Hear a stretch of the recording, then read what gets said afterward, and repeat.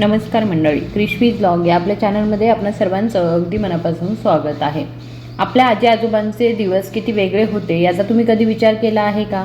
ते खूप साधं जीवन जगत होते. अगदी 80 किंवा 90 वर्षांचे झाल्यावरही ते काठीशिवाय चालू शकत होते. ते स्वतःहून बाजारात जात, पायऱ्या चढत आणि परिसरामध्ये मोकळेपणाने फिरत असत. पण आजकाल अनेक लोक 50शीत पोहोचताच उठायला आणि बसायला घाबरतात. काही पायऱ्या चढल्याने त्यांच्या गुडघ्यांमध्ये तीव्र वेदना होतात. रात्री झोपताना त्यांच्या पोटऱ्या आखडतात. सकाळी अंथरुणातून उठायला काही मिनिटे लागतात, कारण त्यांचे गुडघे गंजल्यासारखे ताठ होतात. अनेक लोक असं मानतात की म्हातारपणामध्ये वेदना ह्या अटळ आहेत आणि याच विचाराने ते गप्पपणे सहनही करतात. ते चालणं कमी करतात, व्यायाम टाळतात आणि अगदी आपल्या नातवंडांना कडेवरती घेणंही टाळतात. पण मंडळी, सत्य हे आहे की आपलं शरीर नेहमीच आगाऊ संकेत देत आहे आणि या समस्येचं समाधान तुमच्या स्वतःच्या स्वयंपाकघरामध्ये आहे. आज मी तुम्हाला अशा 5 देशी खाद्यपदार्थांबद्दल सांगणार आहे जे हाडं आतून मजबूत करतात, सांध्यांना नैसर्गिक पोषण देतात आणि पायांना पुन्हा ताकद देतात. मंडळी, चला आधी समजून घेऊया की ही समस्या नक्की का उद्भवते. 50 वर्षानंतर शरीरातील स्नायू हळूहळू कमी होऊ लागतात. विज्ञान याला सार्कोपेनिया म्हणतं, म्हणजेच वयानुसार स्नायू कमकुवत होणं. या व्यतिरिक्त हाडांमधील कॅल्शियम दरवर्षी कमी होतं, सांध्यांचे नैसर्गिक स्नेहन कमी होतं आणि वर्षानुवर्षे सौम्य सूज जमा होते, ज्यामुळे सांधे कोरडे आणि ताठर होतात. आयुर्वेद हे अगदी सोप्या पद्धतीने स्पष्ट करतं. वयानुसार शरीरातील वात देखील वाढतो. जेव्हा वात वाढतो तेव्हा शरीर कोरडं होतं, सांध्यांचं स्नेह कमी होतं, ते आवाज करू लागतात, वेदना वाढतात आणि चालणं देखील कठीण होतं. जसं की ज्या दाराला बराच काळ तेल लावलं नाही ते प्रत्येक वेळी उघडताना आवाजच करतं आणि जड वाटतं. आणि एक महत्त्वाचा मुद्दा, बरेच लोक दररोज कॅल्शियमच्या गोळ्या घेतात, परंतु शरीर त्या योग्यरित्या शोषून घेत नाही. हाडांना केवळ कॅल्शियमचीच नाही तर नैसर्गिक खनिजांची सुद्धा गरज असते, जेणेकरून शरीर त्यांना सहज ओळखू शकेल आणि शोषून घेऊ शकेल. यामुळेच आयुर्वेद नेहमी नैसर्गिक अन्नपदार्थांमधून मिळणाऱ्या पोषणाला प्राधान्य देतं. चला तर मग या 5 अन्नपदार्थांबद्दल जाणून घेऊया. अन्नपदार्थ क्रमांक 1 आहे तीळ. पांढरे तीळ, नैसर्गिक कॅल्शियमचा राजा. जर असा एखादा अन्नपदार्थ असेल जो स्वस्त आहे, भारतीय स्वयंपाकघरामध्ये सहज उपलब्ध होतो आणि वृद्धांसाठी नैसर्गिक कॅल्शियमचा एक शक्तिशाली स्रोत आहे, तर तो म्हणजे पांढरे तीळ. बरेच लोक तिळाला पोळी किंवा लाडूमध्ये घालण्याची वस्तू मानतात, पण सत्य हे आहे की 50 वर्षानंतर हाडे आणि सांध्यांसाठी हा सर्वात खनिजयुक्त अन्नपदार्थांपैकी एक आहे. पांढऱ्या तिळामध्ये नैसर्गिक कॅल्शियम, मॅग्नेशियम, झिंक आणि तांबे देखील असतं.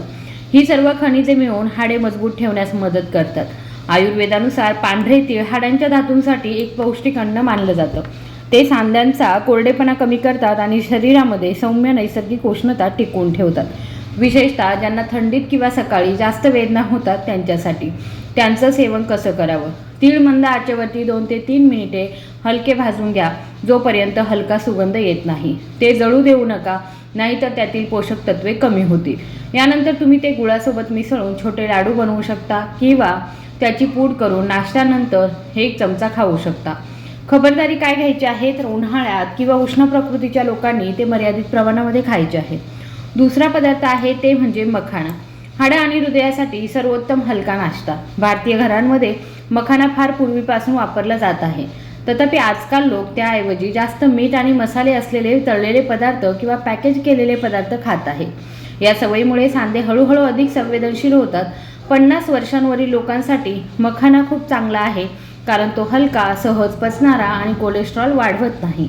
त्यात नैसर्गिक कॅल्शियम, फॉस्फरस आणि हलकी प्रथिने असतात, जे पचनावरती ताण न देता ताकद देतात. ज्यांना थोड्याशा चालल्यानंतरही पायामध्ये अशक्तपणा जाणवतो त्यांच्यासाठी मखाना खूप फायदेशीर आहे. शिवाय ज्यांचे दात कमकुवत आहे किंवा ज्यांना चावायला त्रास होतो त्यांच्यासाठी सुद्धा हे चांगलं आहे. ते कसं खावं? मखाना मंद आचेवरती थोड्या तुपामध्ये किंचित कुरकुरीत होईपर्यंत भाजून घ्या. मग त्यात थोडी काळी मिरी घाला, सैंधव मीठ घाला. हा एक उत्तम हलका संध्याकाळचा नाश्ता असतो.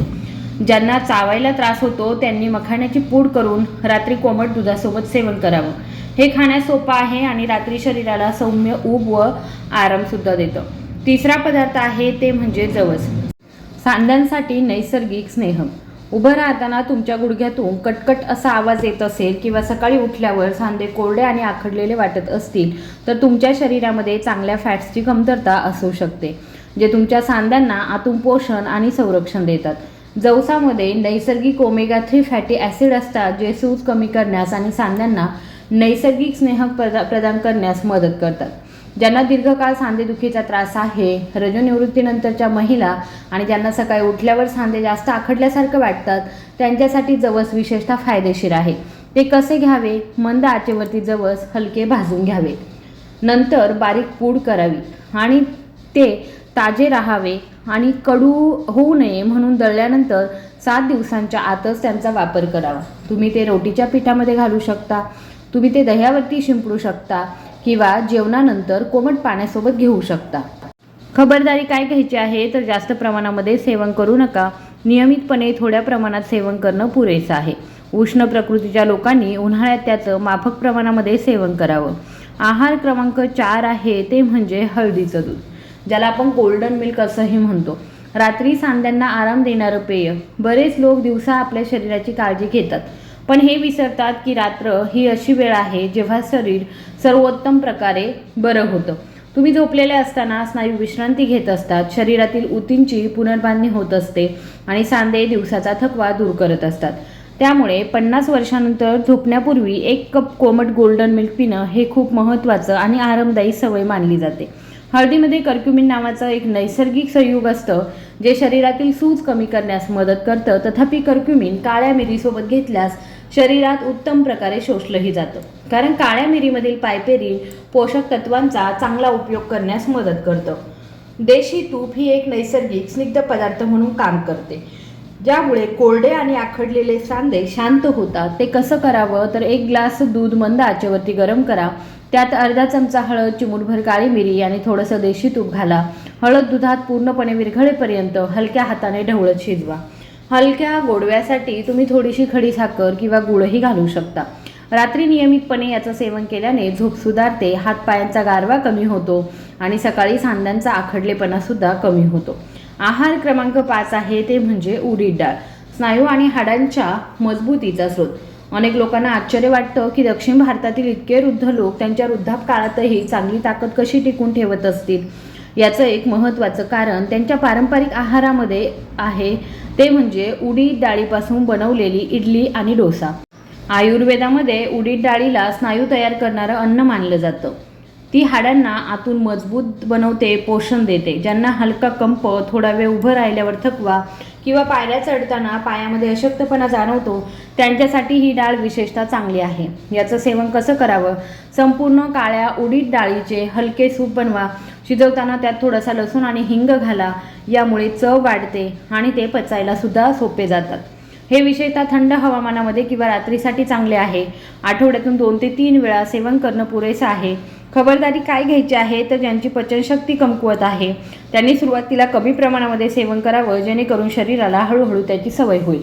आता 2 लहान पण खूप महत्त्वाच्या सवयी. पहिली सवय म्हणजे सकाळचा सूर्यप्रकाश. बरेच लोक कॅल्शियमयुक्त पदार्थ खातात, परंतु व्हिटॅमिन डीच्या कमतरतेमुळे त्यांचं शरीर ते आतून शोषून घेऊ शकत नाही. दररोज सकाळी 15 ते 20 मिनिटं सौम्य सूर्यप्रकाशामध्ये बसा, विशेषतः पाठीवर, हातांवर आणि पायांवर. ही साधी सवय हाडांसाठी खूप फायदेशीर आहे. दुसरी सवय, बसून हळूहळू पाणी प्या. आयुर्वेदानुसार बसून लहान लहान घोटांनी पाणी प्यायल्याने शरीर पाणी अधिक चांगल्या प्रकारे शोषून घेतं. या साध्या सवयीचा सांध्यांवर आणि शरीरावरही सकारात्मक परिणाम होतो. मंडळी, लक्षात ठेवा की वयाच्या 60 वर्षानंतर सर्वात मोठी संपत्ती पैसा नसून स्वतःच्या पायावर चालण्याची क्षमता आहे. आधाराशिवाय पायऱ्या चढता येणं, स्वतःची कामं स्वतः करणं आणि इतरांवर अवलंबून न राहणं. आयुर्वेद रातोरात चमत्काराचं वचन देत नाही, ते शरीराला आतून हळूहळू पोषण देतं आणि दीर्घकाळ टिकणारी शाश्वत सुधारणा प्रदान करतं. लक्षात ठेवा, ही माहिती सामान्य आरोग्य शिक्षणासाठी आहे. कोणताही बदल करण्यापूर्वी नेहमी आपल्या डॉक्टरांचा सल्ला घ्या. जर तुम्हाला आजची माहिती उपयुक्त वाटली असेल तर कृपया व्हिडिओला लाईक करा आणि तुमच्या घरातील वडीलधाऱ्यांसोबत हा व्हिडिओ शेअर नक्की करा, कारण निरोगी असणं हीच खरी संपत्ती आहे. आणि आपल्या चॅनलला सबस्क्राईब करायला विसरू नका. धन्यवाद.